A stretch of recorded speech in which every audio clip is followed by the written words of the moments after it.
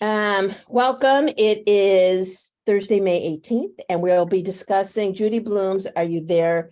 Are You There, God? It's Me, Margaret. And let's just look at what Judy Blume looks like. There she is. She's been all over TV. Yep. Well, because they made a movie. Yeah, she was on the movie. Other shows. And she has a ton of books.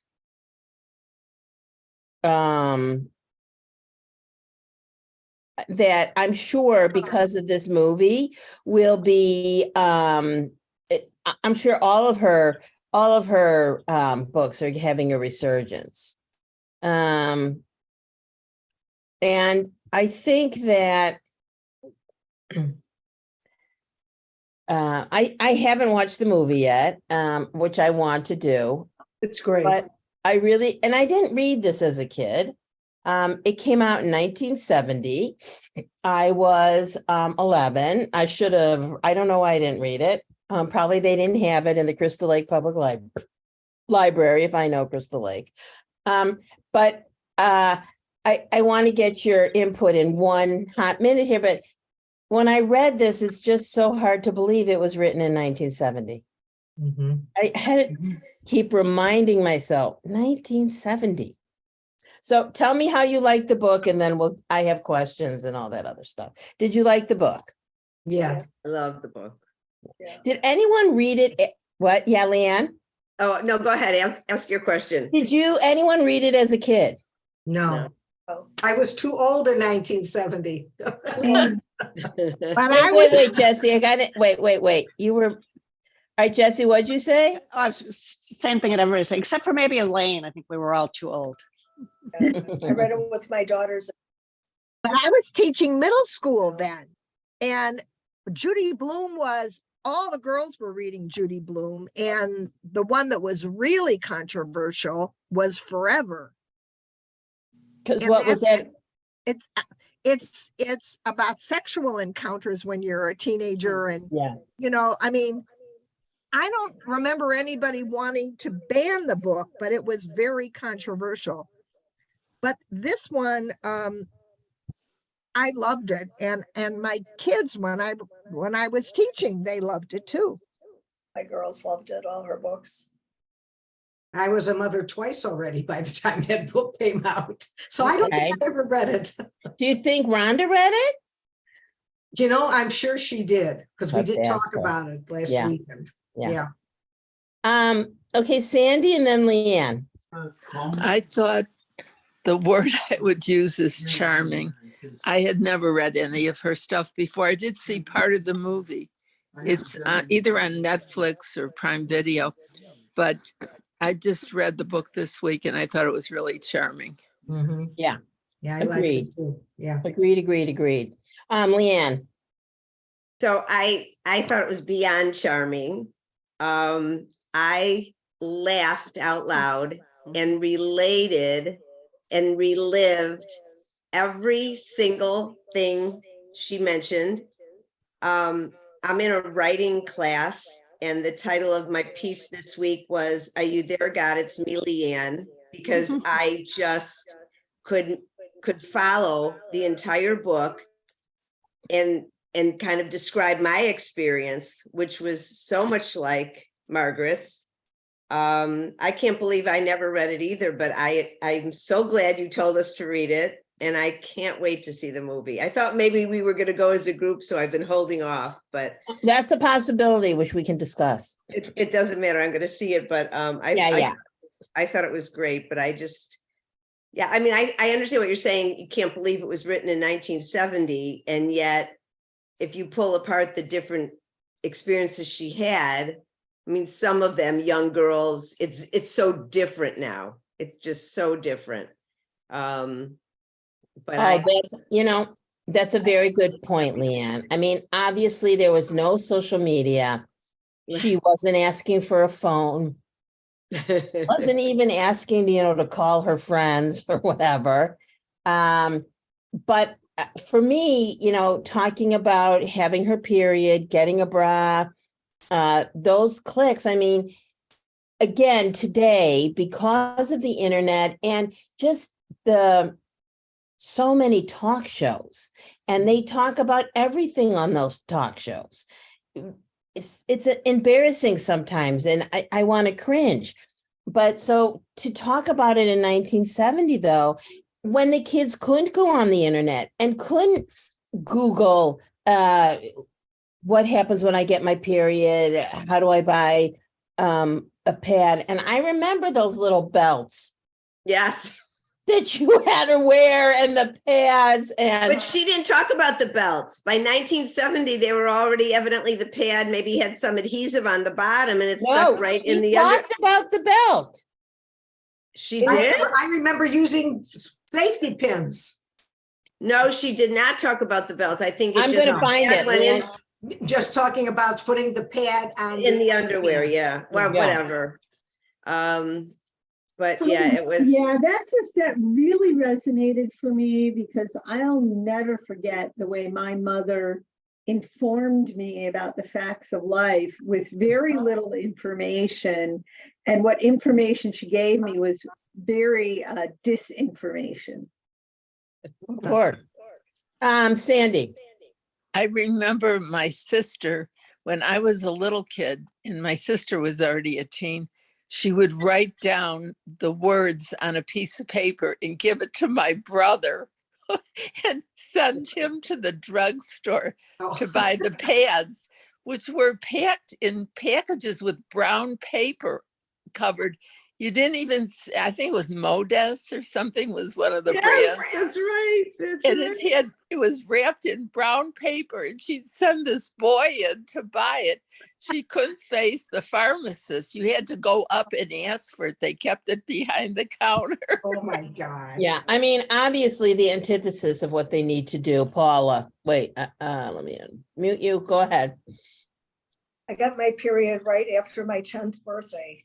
So I was one of those kids that everybody was talking about and had those pads with the clips. And remember laying on my back in gym class doing leg raises, thinking I was going to like remove my back from that thing digging into me, and then wearing an undershirt over my bra because I was so self-conscious about having a brassiere at 10 years old. So there was a lot I related to with this. Yeah, absolutely. It was hard to be one of the first kids. Yeah. And when she put the cotton, Andy, and then Nancy. I wanted to say how brave Paula was. all considering we were given the facts of life when she was 10 and never again. And thank God Paula went to nursing school. Or I never would have really known what happened. And she on the other hand, when I got my period, my father bought champagne and said, "You're a woman now," and made a beautiful toast and a celebration. Ahead of time. Very much out in the open. And then that was the end of the discussion. That was it. She was so young.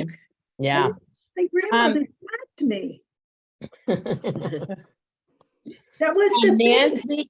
Nancy, Well, Leanne, and then back to Elaine. Okay, well, I raised 3 sons, so this book was very new to me. You did. Yes.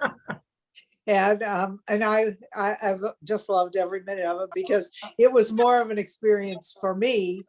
And I have to ask my kids if they read it with they all have girls, so I have to find out. Yep. Leanne. One of the things I wrote about in my piece was you had started to mention when she stuffed her bra. And Yes. I had the same stretchy pre-AA bra because I didn't need one. But I remember thinking, well, maybe it would look a little nicer if it was filled out.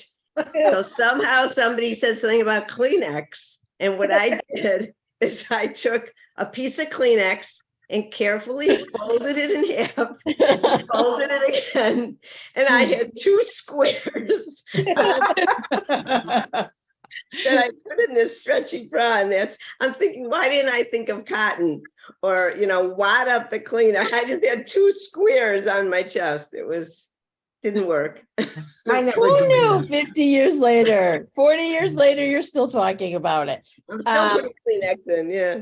Yeah, yeah. And another anecdote that I always tell and it shows you how long I've been teaching.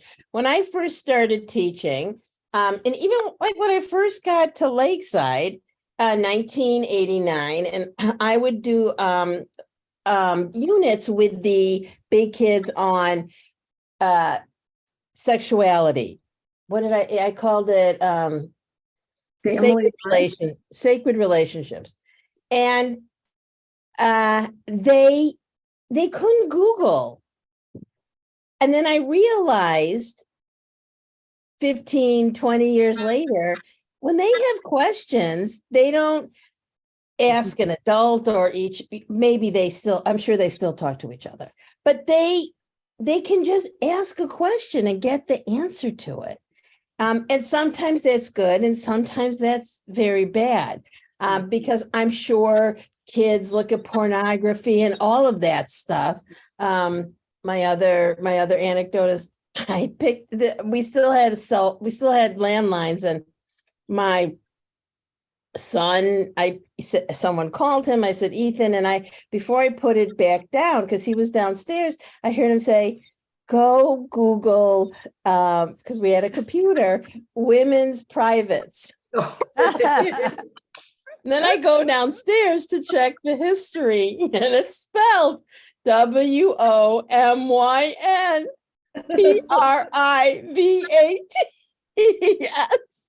Like he couldn't even spell it.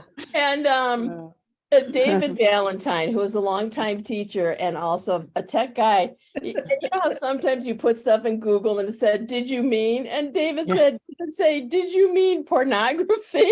And so we live in a different age. And so that's why it is charming. And it was just a breath of fresh air. When I'm up at camp with the kids over the summer, and we have children from going into third grade through going into 10th grade, nobody has a phone. You're not allowed to have a phone or any screen. And I think they feel relieved. I've heard kids say to me, I'm so glad. I needed this break. And the pressure, it's just terrible. The pressure is absolutely terrible. Let's talk a little bit about the religion part. That was also for 1970. Oh, Merle, I'll get you to talk about interfaith families. Unbelievable. Merle. That was so funny for me because I used to watch a TV show called Third Rock from the Sun, and it was a sitcom. And you remember 1996, and they were aliens who were trying to learn about human behavior, and they were posing as humans. And there was a teenage boy in this family, and he came home one day and he said, "Dad, I just had such a bad day at school. All of the boys are rejecting their religion, and I don't know what our religion is." And the dad said, "I don't know either," because he was an alien. So he went to his landlady and he said, "Hey, take a look at me. What religion do you think I am?" And she said, "Oh, the same as my husband. You're Jewish." And he said, "How did you know?" And she said, "Because your last name is Solomon." And so he told the boy he was Jewish, and then everything was fine after that because he went to school and could say, "I'm rejecting my religion. I don't want to be Jewish anymore." And what did you think about the whole, I mean, it was really the climax when the non-Jewish parents who had obviously cut them off, and then she couldn't go visit her bubby. And what did you think of those relationships? Was it realistic? I think it was realistic for that period for parents to reject an in-law that wasn't of their faith. Right. Including my own father. I wasn't allowed to date outside my faith. He would have said Kaddish. Andy dated non-Jewish men after me, and they were fine with it 4 or 5 years later. Interesting. I mean, again, we have those and I'll get to Leanne, we have those instances, we know Jews who cut people off, but, and I guess of course we know that there's redlining and there's quotas and all that against Jews. So it would make sense that these non-WASPy, I think they were, whatever, they're non-Jewish, her parents would cut them off. Leanne. Well, I guess I'm lucky then, because George grew up in a very Catholic family. I grew up in a Jewish family. Both of our parents were very supportive of our marriage. We decided to get married by a judge as opposed, because my rabbi wouldn't do it. So I guess we were lucky, but the thing that I could relate to in the book was George and I decided early on that allowing children to choose their religion wasn't going to happen. I was, very appreciative that he said we can raise the children Jewish. And the way I talked about it was with a respectful understanding of, his religion and celebrating some of his traditions. But I can see where, and the fact that she would write these letters to God, hoping that God would help her out with her, her growing up challenges, but also in terms of finding out who she was. Does she go to the JCC? Does she go to the YMCA? I can understand, but I didn't believe in the choosing for our children. And I can say firsthand, George was very supportive. He came to all, and your family was very active, and Leanne was part of the religious school committee, and all three kids, went through everything, and George was there, and I'd ask him to volunteer to do X, Y, and Z, and he was just, you're both lovely people, but he was super supportive. Elaine. And there's me. Yeah, Leanne, I can Also a super supportive. Thank you. I'm more Jewish than Joel is. That is absolutely true, and I can attest to that. He says it all the time. Yeah, no, I 100% agree that we were also, my husband was born and raised Lutheran, and we also were like, children do not choose. You cannot ask a 3-year-old to choose anything. I said, we'll choose, and then at least they'll have something to reject. Like in the third rock from the sun. Give them a Marilyn. foundation of something. Yes, Marilyn. Okay, when I was 18, 19 years old, I was dating a couple of guys, and I went to college for just one semester, whatever. And there was a really cute Gentile boy who really liked me. And I told him, I said, I can't date you. You're not Jewish. My family never said a word. We were not super religious, but I didn't want to date anybody who wasn't Jewish. And in my mother-in-law's family, her brother back in the 1930s married a Catholic woman. And because both families were so against this marriage, they had to leave Chicago and they went and lived in Milwaukee for many, many years until they both passed away. But they had to go away. Their families were so against it and made them so unhappy that they had to move from Chicago to Milwaukee. So the legend in my family is my father's uncle, who he didn't know well, got married to a Catholic woman. And she was very ill. And she said, please, convert to Catholicism. And he told, my grandfather, look, I'll convert, then she'll die before me and I'll convert back to Judaism. But he died first. So he was buried as a Catholic. And I do think obviously times are changing. We have so many interfaith families, and there's so many wonderful stories I could talk about for hours and hours. But I think in 1970, people just didn't talk about it. How do you how do you think she resolved her whole religion issue? So someone asked Margaret, what are you? Which that's what kids do at that age. She said nothing. Yeah. She said she was nothing. Yeah. Roberta. It was a shame. I was really impressed that you know, so they have this male teacher. So that's a big shocker to everybody. But when he asked them each to pick their own topic and to research it, you know, back in 1970, I didn't know too many teachers who would do that kind of thing. You hear about that kind of stuff today, but she was so comfortable. I mean, in the beginning, she didn't know what her topic was going to be, but once she focused on it, I thought she handled that beautifully. And she tried it. I mean, she went to a church and she went to a synagogue and she just did it all. I thought she was really a cool kid. Yeah. Mhm. Yeah. And so then my question kind of is that because of her bubby? Is that because of her parents? Is that because of, I mean, it's not her peer group because they're brand new. When we Mhm. meet her, we meet them. But she was Yeah. cool. Yeah. Andy, then Sandy.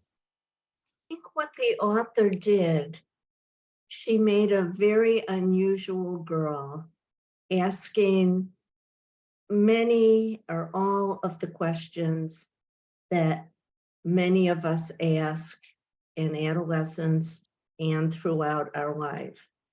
And I'm sure this might sound like a heretic, but I'm sure some of us have sat in synagogue and going through a Hebrew portion, which some of us may not be conversant in. Like, oh God, where are you? And or in times in our life, we question it, or in our travels, we're exposed to so many churches. You begin to think, how can, and well, what do all of those people know? How are we Jewish? And how did they get to be the majority? And we're like this little group.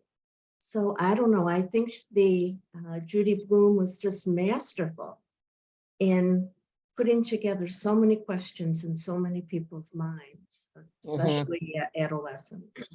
And not judgmental. And Just not.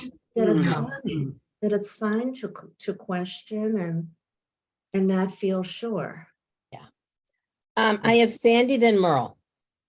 I think one of the real important lessons of the book, especially for young girls reading it or young boys, was not to accept what other people say is the truth, because she was told a lot of lies about maybe the girl who was behind the A&P, Laura. Oh, About- yes. You know, like the girls all decided that this girl was a bad girl and that guys had put their hands all over her. We don't know if any of that was true. And some of the things that were said about the boys that girls repeated, we don't know that any of that was true. And so I think in reading it, it's sort of a good lesson for young teenagers to read that and think about their own lives and maybe where they believe somebody and you know, really missed out on opportunities to know somebody because they had a bad impression of them. Right. And I don't think it was true about that poor girl. And she was the tallest and the most developed. And again, there's, one mean girl. And there is a category of mean girl, whether it's 1970, 1980 or 2023.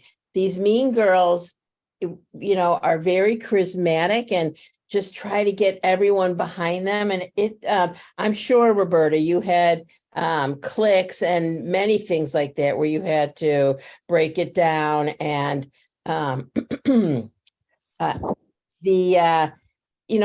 bullying it has always been a problem, and people talk about it more. And I would go into classrooms and I would say, how many people in here have been bullied? And everyone would raise their hand, every kid. Then I'd say, okay. I said, who here is bullied? Not one person would raise their hand. Like, what? Come on. It's always someone else. Yes. And they weren't self-reflective in what they were doing and how that can hurt somebody else. And teaching them to be upstanders that at least stand up for someone. I think I don't know if it's a skill that can be taught, but it certainly can be talked about. And it's hard for kids. And occasionally you'll have, a brave kid who will, say, look, Mrs. Ehrlich, that's so hard. In confirmation, when I was doing Sacred Choices, I was saying, well, if you have some problems, if you don't want to talk to your parents, who would you talk to? And this is before my kids were just getting into high school. I said, well, you have your counselor at school. And one of my students said to me, and I'll never forget this, he goes, Mrs. Ehrlich, what am I going to say? I got this girl pregnant. Can you write me a recommendation for Harvard? Like, that's not what the counselors are for. And he was right. I was wrong. And unfortunately, I don't know what the situation is now, but they do have social workers, but there's like one for thousands of kids.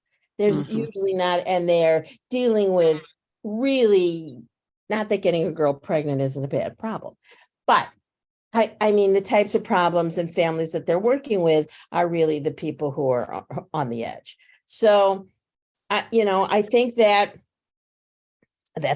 something to think about. And I look at Margaret's relationship with her dad's mother, the Bubby. Yeah. That was a beautiful relationship. Mhm. And Admired and respected. Wonderful. I'm sorry, what?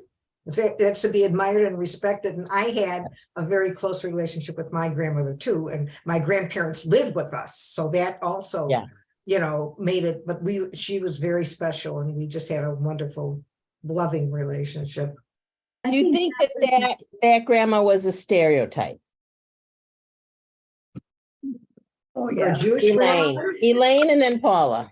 Yeah, I was going to say that it was very common to have grandparents living with you when I was a little girl. My grandma lived with us for many years, my mother's mother, and we were in a two-family house. So, I mean, it was just kind of very different back then. You don't hear as much about it now. I think when you do hear about it, it's Asian families more. Yeah. Mm-hmm. I think that's I think that is absolutely true. And things have changed in this day and age. And houses aren't, these big houses out in the suburbs are not built like a 2-flat or a 3-flat where you could have multiple people in the buildings living together. Paula, I'm sorry, I cut you off. Oh, and then Rebecca. Oh, no, I was just saying, I think the stereotype of her showing up with a bag full of deli, and getting off the train and getting her way or however she got there, the taxi, the train, the subway, whatever. It was very endearing, but yes, somewhat stereotypical. But it made me think this 1970 timeframe. Bob and I were newlyweds then, and we had very dear friends who were Greek Orthodox. And Father Byron allowed my husband to stand up in the wedding, which was extremely forward-thinking for the Greek Orthodox Church 53 years ago. Then when they had their first, they wanted us to be godparents. And that's when Father Byron said, I know your heart has good intent, but a Jewish woman can't raise a Greek Orthodox child outside of her home. And this is where I feel that I have to say I don't recommend this. And he was such a wonderful, forward-thinking man for 53 years ago. That was almost unheard of. Yeah. To let people outside the faith serve, as to stand up. And so this book reminded me of all those dilemmas about faiths, trusting one another and being open to one another. And I thought she was masterful with it. Yeah, agreed. Roberta, and then maybe Marilyn.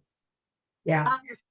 I was struck too that the grandma, these were middle or upper middle class people. So the experiences, they would go to theater and they would go to the symphony and, those experiences were not common, I think, for everybody, even in 1970. When we read about it today and where we live, our kids are exposed to a whole lot. But I thought that the grandma, I mean, I kept thinking about the book that we read 2 months ago about the matchmaker. Oh, yeah, yeah.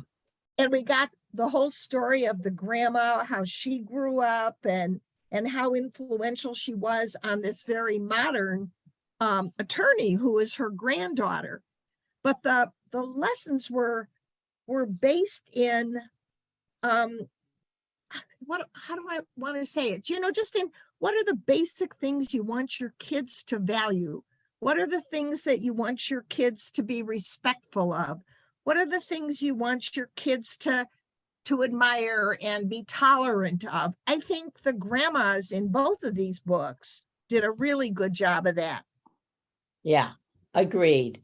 And I did feel that the non-Jewish grandparents handled it so poorly and didn't stay. And I don't know if they knew that Margaret gave up her vacation.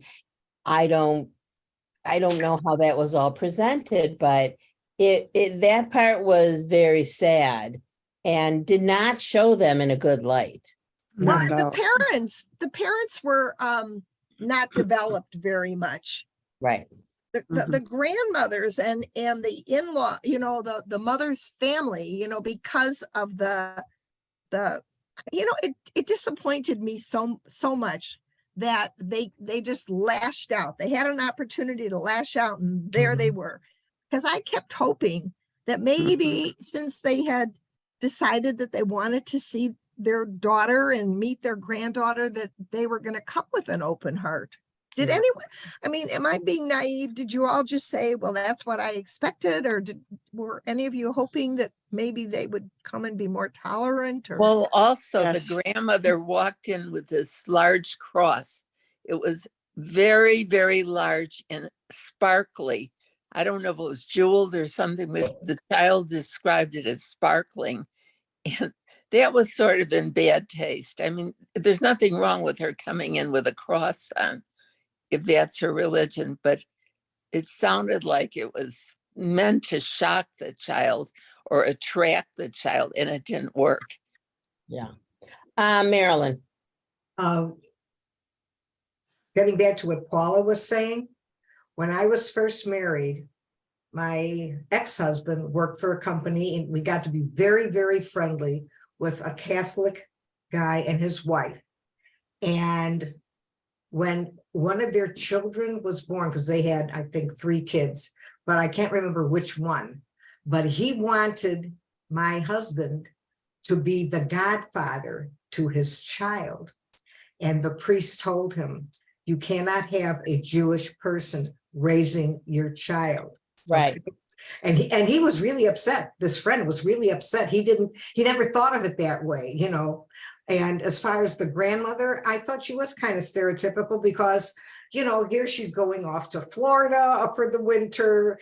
And I thought it was really nice that she would come and pick up the granddaughter and take her, to New York City and to do all of those things. But the thing that got me was her going to Florida. And then she meets a man there and brings him back with her. And she came to see the family. But the mother's appearance, I thought that was really very bad taste. But that's the way things were in those days, I agree. I agree. What influence do Margaret's 3 close friends have on her? Nancy, Gretchen, and Janie. Good, bad, or indifferent. Good, bad, or indifferent, All depends which one you're talking about. Because Nancy was the one who lied to her a couple of times. Yeah. Jamie Merle did too. and Leanne. Okay. My daughter dropped by today, who's 51. And I said, did you read this book? And she said, yeah. And I said, well, what do you remember about this book? She said, I don't remember details so much, but I remember the feeling of walking away from the book, that Margaret was troubled by her uncertainty and also feeling alone with her thoughts so much. And these friends. I mean, they would be the answer to everything, except they were not the best influence. They were trying to make everything happen faster. And Margaret was uncertain about whether or not she was normal. And they always made her feel like they all felt they weren't necessarily normal unless they got their period right away. These girls were only 11 and 12. I mean, that was a little early. Some girls didn't get their period till they were 13, 14, even 15. So I didn't think the girls were the best influence. And 2, she was uncertain about her religion. And 3, she was uncertain about whom she could trust. Nancy Wheeler had lied to her and said that she had gotten her period. And then when the day that Margaret went out with Nancy and her mother, and Nancy got her period while they were out at a restaurant in the bathroom, and she was crying. Nancy was crying hysterically, and the mother didn't know what to do. And Margaret had to go in and buy the pads for her. I mean, it was just such a traumatic scene for Nancy. So I felt that the girls were pushing this idea into her head that you weren't normal. So I thought the girls were not a good influence. Yeah, I agree. Leanne, wait, let me unmute you. I got you. On the other hand, if you reflect back at that time, and I'm not just talking about normal peer pressure, she was an only child. She had just moved to a new city. These girls approached her first, ringing the doorbell, come on over, you can borrow my bathing suit and run through the sprinkler. And again, I related to this book because in 6th grade, I was in a club. Our club was called the Coquettes. I didn't choose the name, but it was a club that you had to be voted into. So somebody would bring up your name, nominate you, and then if you got enough votes, you were in the club. Where were you living then? I was living in Skokie, Illinois. Oh, okay, that makes sense. Right, in a very Jewish neighborhood. Yeah. My best friend who lived next door did not get enough votes to be in the club. And I was torn.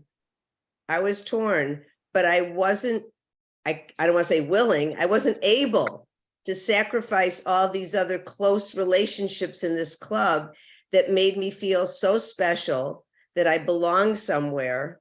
And these were nice girls. These were, girls that I would want to, model myself after. And give all of that up for my one friend who wasn't asked to be in the club. It was difficult, and I'm still incredibly close with this woman today. And I talk to her about it a lot because my guilt is, 60 years later is overwhelming. Did she feel bad? She did feel bad, but I don't know that it affected her as much as it did me. But I think we have to remember, even if that peer group isn't the most positive, how strong those groups are for kids who are trying to answer their own questions about their life, learn from somebody else, and find support that wasn't just within the family. I mean, she had a little friction with her mother, but she was an only child. So I could understand why they weren't necessarily the best influence, but that's what she got. That's what she got, and that's what she needed. Yeah. I remember as soon as I got my first cashmere sweater when I was about 15, this real snooty group of girls at school invited me into their club. As soon as I wore a really expensive cashmere sweater from, I think it was called a Scottingdale shop or something at Marshall Fields, they all wanted me to be in this club. It was horrible. I didn't even really enjoy being with them, but I did join because I wanted to belong. I had the same experience with cashmere sweaters too. When we first moved from the west side of Chicago, I was 11 and a half years old. And across the street of our house at Hollywood Park was this lovely family. My mother was very friendly with this girl's mother. And the first thing she asked me was, how many cashmere sweaters do you have? I got my first cashmere sweater from one of my aunts who worked at Carson's when I graduated from elementary school. And that was the only cashmere sweater I had all through high school. But that's what they all counted. How many cashmere sweaters? Right, did you have? right. Yeah. I think that, the kids are facing different things today. And let's go back to Laura Danker. She was the girl, you know, who was tall and developed. Appearance wise, Laura Danker is everything Margaret and the other girls want to be. But as a result, Laura is treated poorly. It was important for Blume to include a character who illustrates the devastating results of jealousy, rumors, and simply being different, even in relatively small ways. And I think that that's such an important lesson. And also Laura teaches them that rumors are usually not true and how to try to figure that out on their own. And she is a very compelling, Laura's clearly not what everyone makes her out to be, but Margaret had never given her a chance. And, you know, now I'm going to be thinking about your girlfriend, Leanne, and like how many votes did she need and why couldn't she get in? And that type of stuff is so difficult. Merle. Well, I thought one of the most important conversations in the book was the one where Laura Danker and Margaret were working on a project together at the library, and Margaret repeated all these things she had heard, and Laura said, you know, all of that is not true, and you're just hurting my feelings. And then Margaret said to her, I would trade places with you in a minute. But the fact that Laura went to school every day and knew that people were making her feel bad, and she had no recourse at that school. So I was talking to my youngest daughter, who's 40, and she told me that when she was at Edgewood, they had peer mediation. If anyone was bothering you at Edgewood in Highland Park, you could go tell the counselor, and the counselor would meet with the two kids who were having the argument. And it was really a mediation. And she said once the counselor made a boy cry who had made her feel bad. And she said after that, the boy was nice to her forever after that, because it really worked. So it was too bad the schools weren't up to that level of helping children at that time. So in the 90s, it was better at school. Yeah. Okay, good. Leanne. Well, it was interesting too, how aware the girls were of the young male teacher's reaction to Laura. That really hit me too. I mean, you're talking about, you know, 11-year-olds who are very aware that their male teacher is turned on by one of his students. Yeah, again, a topic ahead of its time. Yeah. A topic ahead of its time. Did Margaret's move from New York City to New Jersey help her or hinder her in the long run? Though shifting from urban to suburban life is undoubtedly a huge change, Margaret handled this transition gracefully and ultimately emerged as a better and more well-rounded person. Thoughts on that? I think she would have been the same in either setting. Okay. Sharon. Well, it was, there was no mention of her past life or her friends.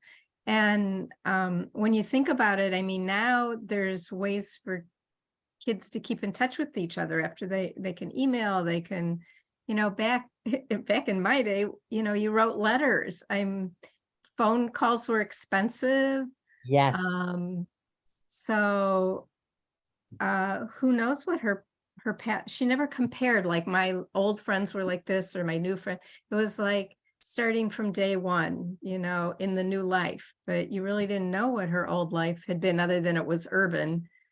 But it was just a total cutoff from the friends. I mean, no, you know, couldn't they have come to visit her on the train or something? You know, there was no attempts to keep But contact. would you expect that in 1970? I wouldn't expect that. I mean, I got married in 76 and none of my friends came to our wedding because they were out of state. I mean, it just didn't Right. happen. Yeah, it was a No, it different time. Yeah. It was a different time. I wouldn't expect little girls. Yeah, I mean, I maybe a moved letter here to your in boyfriend. 71 from New York, and I never saw those friends again unless we had gone back to New York to see our relatives. Yeah. Roberta. So I was 11 and a half when I moved from California, where I was born, to Chicago. And I grew up in a suburban area near Los Angeles. there weren't a lot of Jewish families, and they were these new tract homes, you know, so all these young families had a million kids and we all played with each other. And it wasn't very sophisticated. I mean, you would wear clothes that didn't match. If your hair stuck out like this, nobody cared. You know, I mean, we just played, and it was really, I just felt very comfortable. When we got to Chicago, I was going into 6th grade, and the girls, this was in Rogers Park, the girls that I eventually became friends with scared the hell out of me because they had, you know, they had their hair cut in some kind of a hair shape or something. And they had pleated wool skirts with sweaters that matched. California, I mean, I didn't own a winter coat until that first winter that we moved to Chicago. So there was so much of it that felt so different to me. And I related to this book a lot. I mean, people were pretty nice to me. By Christmas time, I was fitting in and invited to things and so forth. But, you know, when you're the new kid and you're trying to figure out who all these other people are, and you do want to fit in, it's just one more layer of this adjustment that's so hard for kids. You know, I always say to my friends, you know, so I'm 74, and I'll say, you know, I'm 74 and I'm still trying to figure things out. So why do we expect 10-year-olds to know how to do that? I mean, we've spent our whole damn lives trying to figure things out, talk to people, read books, go to therapists, you know, whatever it might have been.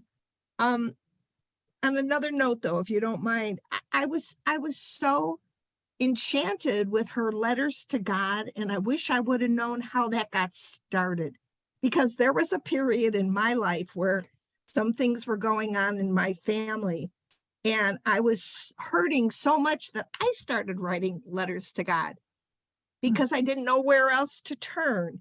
And I just thought this young girl, she was so genuine in her, she was just sharing her heart. I thought it was so cool. And does anybody have a theory on how she got started? And did she do that in New York, or was this kind of a new thing? And for a kid that was raised without any religion, she was going to pick this later. There was something about believing in God that she was so comfortable with. That she had no religion is amazing, Merle. Well, I think my daughter answered that question, the 51-year-old who said she was so alone with her thoughts, that who do you turn to? You turn to God. And they took her away from her favorite grandma. She made it sound like that was why they moved from New York, to get away from Sylvia Simon, who was such a fantastic grandma, that maybe the mother felt like it was too much competition, because the mother was more of an artist and an art teacher. And Sylvia, I remember this one particular detail where Margaret said she would go to the concerts at Lincoln Center once in a while with her mother, and she was forced to actually listen to the music. Whereas with grandma, they would do a lot of people watching. And that's what she loved, to see all the different people at Lincoln Center and in New York. So I just think feeling alone with your thoughts, who do you turn to? And I can remember when I was 10, this was so sad. My father died, and I was a very religious little girl. I went to Hebrew school, and I know I had a bat mitzvah and everything else, and kept kosher, everything. But when my father died, I stopped believing in God. And I was like, okay, I'm going through the motions. I don't believe in God. But by the time I had a baby, then I believed in God again. Like, there are miracles, you know, things are good in life too. But I think when you're a child, this concept of why would God hurt bad people? Why would God make a good person die like that? And Margaret was wondering, why is God not giving me my period? And when she finally got it, well, she believed in him again. And then when we finally got it, didn't we all say, what the hell would I want that for? Yeah. I remember, yes, it's, you know, our mothers told us either various sundry things or maybe nothing. I remember getting it and crying because I thought I was bleeding to death. I didn't think I had learned about it at school, but what did I know? And I think it's absolutely fascinating. I assume at Lev Learning, but certainly in my schools, I told the teachers to talk about God because I think, especially in the 60s and 70s, sometimes God was taken out of the equation in Jewish education. You have to learn about this, you have to learn about that, you have to, and nobody talked about God. And Rabbi Alan Bregman, who was a regional rabbi here, and he died many years ago, but he said he would talk about God and go on speaking tours and say, the first time I talked about God is when I went to HUC to become a rabbi. And so I consciously try to bring it up with kids to talk about God so that they feel comfortable with it. And I do think that your views of God change as you develop. Leanne. I was just going to say, like Merle, I lost a parent when I was 10 also. My mother died. So my whole experience reading this book was so different because I was so interested in her conversations with her mother and how that went. But I too started writing, but I didn't write Dear God. I didn't even write Dear Diary. I just wrote pages and pages and pages and pages. I'd say from the time I was, I don't know, maybe 12 till 18. You still have those pages? Challenging. What? You still have those pages? Well, that's an interesting story. So I kept them all in this little blue box, and probably about, it was very recently, within the last year, I think, because we had moved to a new house and I still had my little box, and I went through it and I thought, why am I saving some of this? I mean, I literally found old wrappers from ice cream cones in high school from a date that I had it written on, or notes from boyfriends when you used to write pages and pages and pages of lined paper in study hall. That's what you would do. You would write notes because you couldn't text anybody. So I found all that, and I found the things that I wrote, and I finally decided it was time to let go of that. But writing was very cathartic, and when you didn't have anybody else to talk to, it was a release for just to even explain things that were going on in your life. Even if you weren't going to get answers, you could at least jot it down. For me, I think I wrote it down because I was shocked that so many of these things were happening to me, and there was nobody to talk to about it. So writing is good. Okay. So I mean, again, we could go on and on with this, and I think it was an interesting read for us, and to kind of go back and think about what it's like to be a 12-year-old, whether she's Jewish or whatever the other religion was. And I might take these books up to camp. It would be interesting to see, because obviously a 12-year-old girl today, they'd probably think, this was from this, antiquity. That I bought the book on Amazon, and then I took it out to Colorado last week for my granddaughter, who will be 10. And she has read some Judy Blume, but she didn't know this one. And my daughter-in-law is the best mother ever, and she's a little protective. She's like, I want to read this first, which I applaud her for, because the back of the book says 8 to 12, and she's right in the middle of that, but she's in third grade, finishing third grade. I thought, good for you, Alyssa. She wants to read this first before she lets her 10-year-old daughter read this. There's some themes in there that are still kind of adult for a kid who's been, limited with screen time and doesn't have a phone. And lived through COVID. Yeah. And wasn't in school. We see these kids have really been affected by COVID and don't have social skills.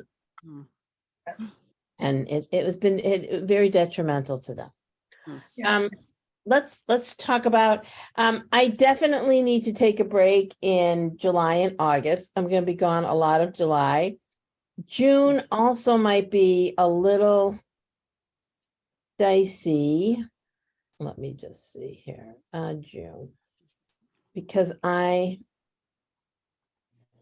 You can always give us a good reading list for the summer. I could, well, I'm happy to do that. Happy to do that. And Nancy, I think that's a great idea because there's a bunch of books that I want to do next year, and they're new. One is The Red Balcony, one is Cantica, and I think they're, Elaine, have you read any of those? You know, I just picked up Gantica at the library this week. And then I saw another one described in, I think it was in Hadassah magazine, about Sephardic culture called The Marriage Box. And I'm really interested to read that one. Oh, I'm going right now. The Marriage Box. I haven't heard of that. I mean, we've done some, we did the Beauty Queen of Jerusalem, and that is, that was Sephardic. Yeah. And the September's of our Shiraz? Oh, yeah. That was forever ago, but I loved that. That was great. Okay. This looks good. I wonder if I this have is to go, young but I adult. look forward to the list. Okay, I will get the list out to you all. We will reconvene. It will reconvene in the fall, and they give you some books to read, and then we will be all caught up. This is a great. We're all Macomb is now a member of the Jewish Book Council, so we have a lot of these books at Macomb, and I'll be in touch. So that Okay. Thank you. Have a great summer. Everybody Yes. have a good Thanks, summer. Vanessa. Thank you. Bye. See you on Sunday and maybe Friday. Yeah. Okay.